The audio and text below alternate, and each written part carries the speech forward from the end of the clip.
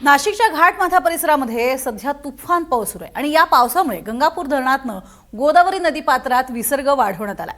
तब्बल 7,000 क्युसेकचा विसर्ग हा करण्यात येतोय, त्यामुळे रामकुंड परिसरात पुन्हा पूरस्थिती निर्माण होण्याची शक्यता आहे। एकीकडे धुवाधार पाऊस गेल्या काही दिवसापासून अखंडित असा हा नाशिकमध्ये सुरू आहे आणि त्यातच आता पुन्हा एकदा गोदावरीमध्ये 7,000 क्युसेकनं पाण्याचा विसर्ग सुरू आहे।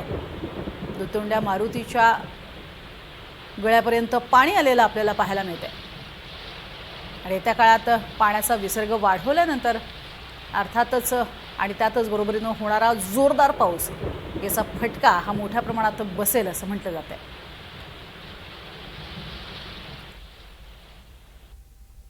तर दरवर्षीप्रमाणे याही वर्षी आसामला पुराचा मोठा फटका बसलाय। मात्र यावेळेला आलेला पूर हा गेल्या 4 दशकात पाहिलेलाही नाही अशा स्वरूपाची प्रतिक्रिया ही संपूर्ण आसाममधूनच नव्हे तर भारतभरातनं पुढे येते। आसाम राज्यातील 6 जिल्ह्यांमध्ये या पुरामुळे प्रचंड नुकसान झालंय। पुराचा फटका बसलेल्या लोकांची संख्या ही अंदाजे 5.5 लाखांच्या घरात आहे। 27,000 हेक्टर शेती पिकांना याचा प्रचंड फटका बसलाय। शिवसागर, गोलाघाट, चराईदेव, जोरहाट, नगाव, कामरूप या जिल्ह्यांना पुराचा प्रचंड फटका बसलाय। मालमत्तेचेही खूप मोठ्या प्रमाणात नुकसान झालंय। आसामच्या सर्वपक्षीय खासदारांनी नवी दिल्लीमध्ये सुरू असलेल्या संसदेच्या अधिवेशनाच्या दरम्यान पंतप्रधान मोदींची भेट घेतली आहे।